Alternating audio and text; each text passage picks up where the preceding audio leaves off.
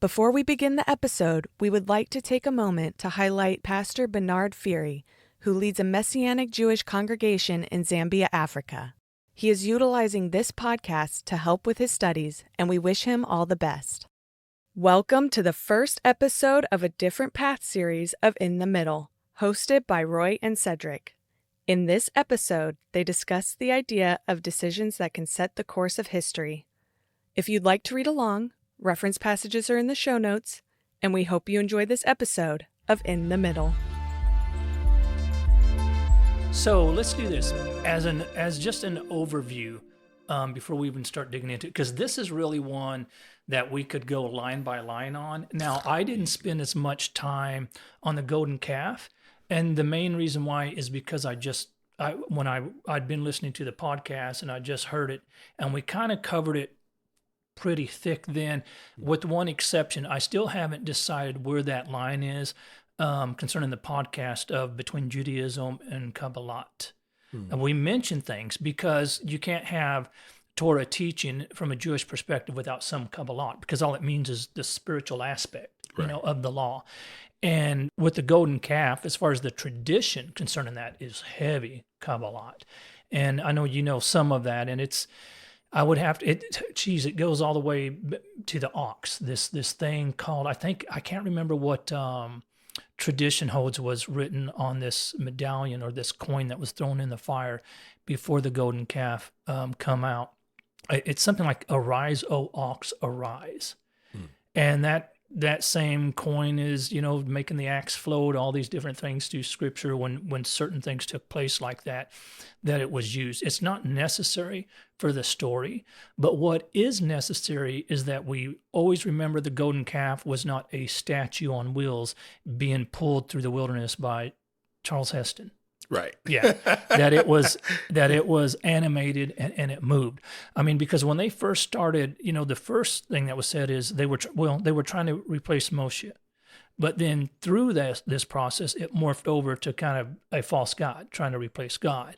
Yeah, because they started actually worshiping this representation that had been created. So, yeah, absolutely. And the reason why it's important to bear that in mind is when we look at the wilderness story, we go from miracle to backslidden, and the question that has to be answered is, how can you have just seen that, and then a couple of chapters later, you're making the golden calf? But then it's also important to notice, and I never realized this until when we were doing the Torah study, and your wife was here one time, and something that was said, but it dawned on her, this is not chronological. Right. And so if you read it as chronological, it kind of plays out a different way than if you understand at the same time Torah has been being given to Moshe, at the same time the Ten Commandments are, at the same time he's on Mount Sinai is when the golden calf incident is happening. But it is important to note that the poetic flow of this story is redemption and then the sin. Redemption and then the sin. So before the sin takes place, Torah at least is already talking about what the plan is to correct this situation. Right. So for the golden calf, that's kind of the gist of it. But man, there is so much in this one, and I feel like we say that every time. But I'm because you brought to my attention how the first time Moshe comes down, he's carrying something that is the work of God. Yeah. And then the words of it are written. His words are written into this work that he's created. Yeah. And that is what Moses, is carrying down the mountain. And that it is broken is a act of mercy for the children of Israel, because of course this is a work of God. This is something God has created, and then he's carved his words into it for it to be. If we had come in contact with that, if the children of Israel had come in contact with that, the very substance of it would have had to have been realized in that moment. Yeah. And because of where the children of Israel were when he came down from that mountain, they would have died. Very likely. Yeah. This is what I'm thinking. They come in contact, they behold this, it becomes a part of them, and immediately what they've just been engaged in there's an indictment, and the consequence of it has to manifest. Yeah. Like, because it's God's works and word all in one. But then the interesting thing is, even though God was talking to Moshe while he was forming this thing, when Moshe came down, his face didn't shine. Right.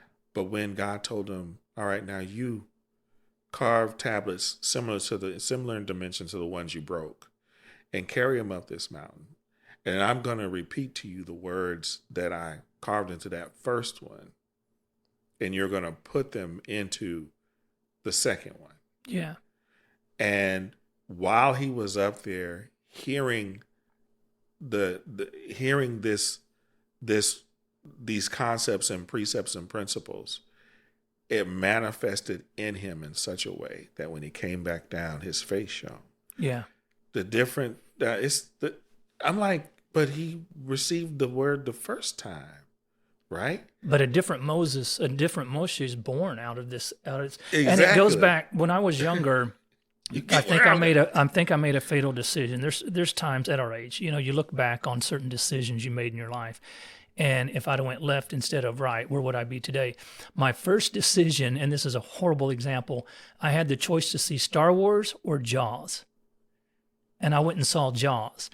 And I wondered if my life would have been different, because if you think about, a lot of people do what we do, or the technical people, Star Wars, anything with technology. Right. I wanted to see my kids refer to it as a sock puppet because of how it looks compared to today's animations. Right. But I went and saw Jaws instead. But there was a time I had a opportunity to take a newsroom position, to be newsroom director. And because it was in a town that had a higher crime rate than ours, and my kids were still toddlers at that time, I didn't take it. But that definitely would have set me on an incredible different path in life. And I actually regret it, by the way. I wish because my relationship with the news now, it's not a good one. I don't like the news, but I would have liked to have been maybe someone who could help frame that, if I'd had 30 years in that. And so in this decision, what would the world be like if it would have been the first set of tablets versus the second set of tablets? Right. What would the impact? I mean, our father was getting incredibly involved with a very physical task at this point. Right. And it's hard to say because in Jewish thought, the two sets of tablets are not the same. It's not the same. So the first set, then we kind of hold that we would not have had the problems that we ended up having had we accepted that first set, had we done right and entered into that. The second set is Torah as we know it today, or, well, I wouldn't say Christianity. Well, yes, Christianity as we know it today would have been impacted by that as well. Because if you refer to it as Judeo-Christianity, it's still got the Judeo right. background to it. And there were some problems that came with that, not on the side of Torah itself, as we kind of read in the New Testament last time, but on our implementation of it.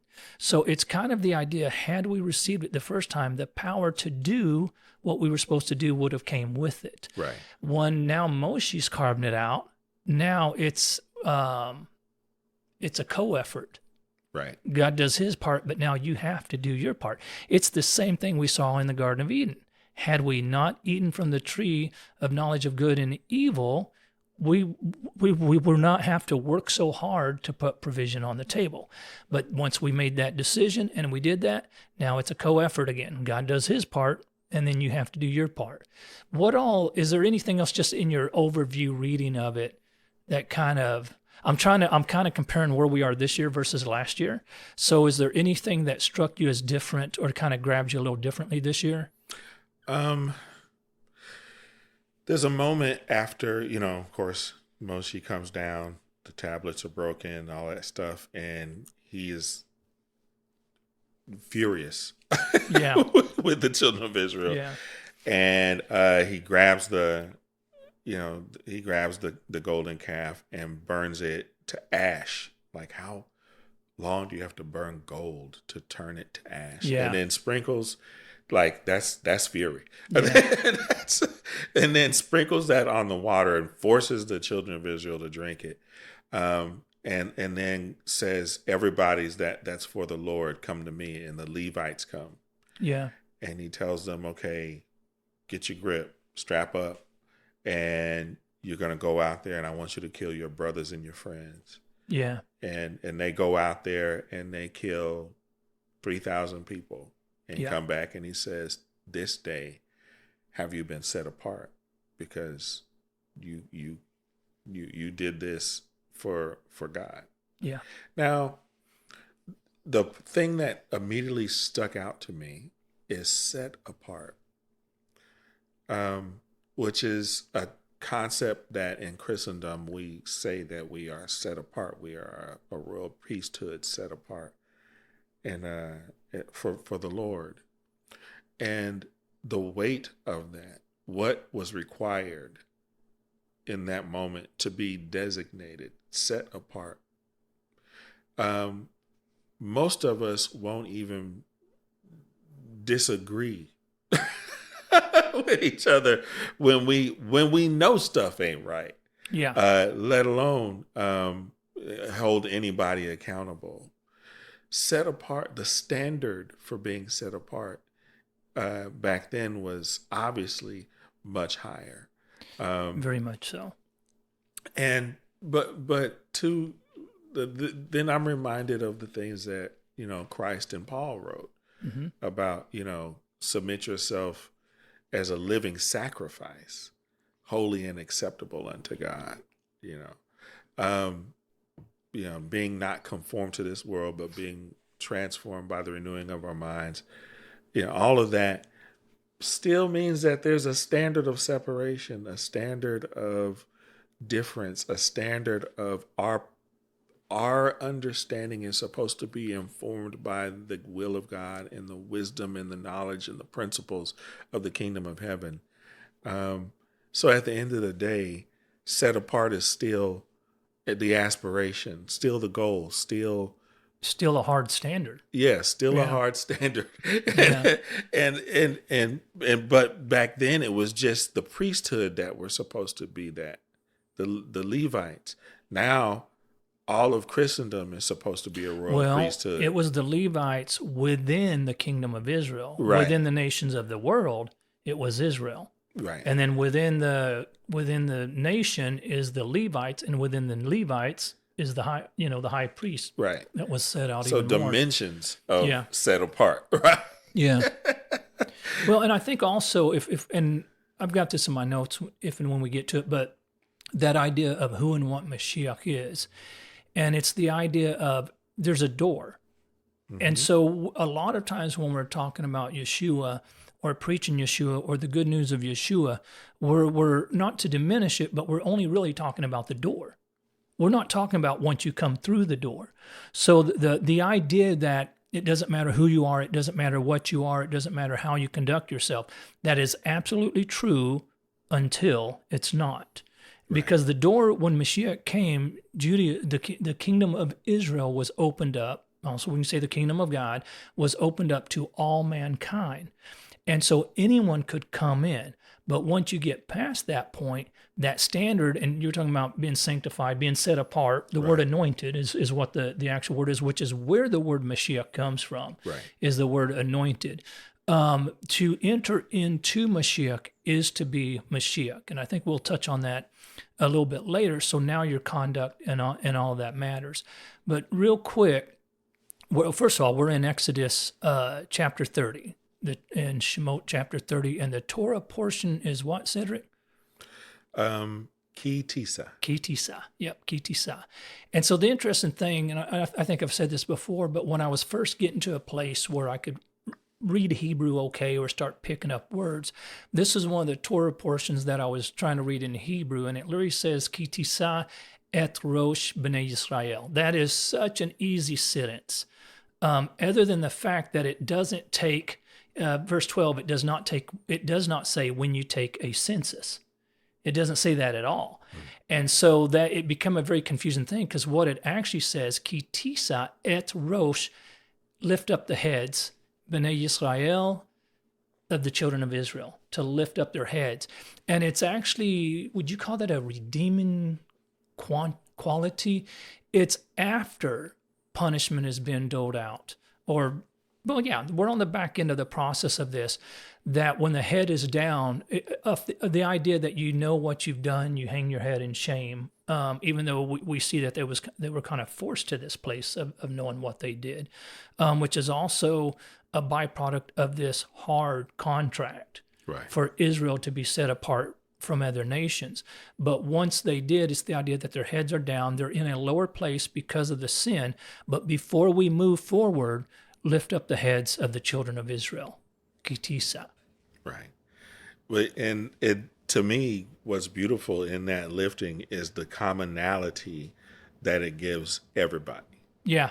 Whether poor or rich, no matter what you were before this moment, the thing this is that all man equal. This is an equalizing moment. So, no matter where you were before this moment, in this moment, coming before God, you are all the same.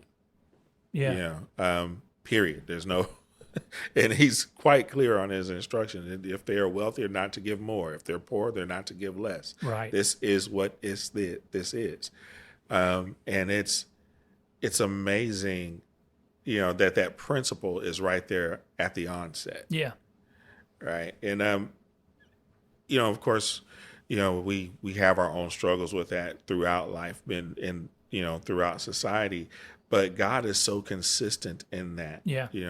He's consistent with it here. He's consistent with it later in Leviticus. He's consistent with it later in Deuteronomy, where he's talking about don't have unequal weights, and it's an abomination. That's a big one. Yeah. All of these things. He is so consistent with making sure that we understand that before him, we're all the same. Yeah. There's no, and this is the Rev Rav that we're talking about. Yeah. These are people that were Egyptians that left Egypt and came with the children of Israel that had been, through the generations and the tribes and yada, yada. These are also, the 12 tribes and the descendants and the half tribe of Manasseh and Ephraim. There's all of the representation of all of these different, there's Midianites in the mix. There's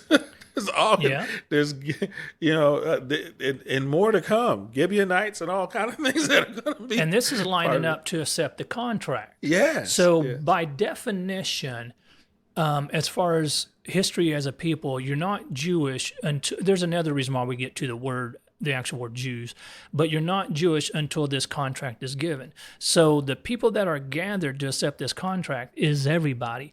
And this is very, like you were saying, the Rev Rav, the mixed multitude, and this is very much like Avraham Avinu, our father Abraham, that he, I forget exactly how it puts it, but that he basically went with so many souls. It wasn't just children, it was souls. It's people that he had collected along the way. And in our house, we have, we do the holidays, the Jewish holidays, and the doors are open for that time. But we've met so many people that have become family members along the way. My children are a little older, and they've not married, not had children. They're living life, the way they see fit. But we have grandchildren. And it's kind of funny because one of these grandchildren, I see my wife now, she goes to the children's aisle, which we haven't done in 30 years. She goes to the children's aisle and she's shopping for someone else's baby, basically, because this is her grandchild. But it's the idea of taking what you know and then open that up to the public. One thing I want to point out on verse 12 is it kind of is, it reminds me of the push-pull thing, but what has to be stated is they are literally fighting for the right to be alive. In this first scripture here, in 11, God spoke to Moshe saying, when you take a census of the Israelites, or when you lift up the heads of the Israelites by number, each man must give a ransom for his soul when they are counted, so there be no plague among them when they are counted. Now, this is 20 plus on this military age, 20 years of age over, but it's still the idea that there not be a plague among them when they are counted. Why? So they don't die from a plague. So this half shekel is a life and death situation, that if you do not give this or take part in this atonement, you may not be alive this time next year. And so it's kind of an interesting thing. There's the mercy of lifting their heads, but we still got to face what happened. We still got to sum the accounts on what happened there. And also I should add the equivalence of this half shekel, and this is give or take depending on the actual day, is about $10 in today's money. And so, and you pointed this out before, it's that or just a minute ago actually, it's that idea that the rich can't give more, the poor can't give less. Right. Every person is common, every person is equal. Do you remember the rule about counting? I know that they had to count the shekel. They couldn't count the people. They could not count the person. Yeah. Yep. It was a great sin to count the person. They could count the shekel, so they could know how many people they had in their military or how many people are of military age. They can take that consensus. But it's a great sin to count an individual. And we've talked about this quite a bit, to reduce them as a resource, hence the half shekel, that there's not... I mean, that half shekel was used to buy silver for the tabernacle. It wasn't an amount that you could bring in or someone give to get close to the high priest, to get in good with them, to, right.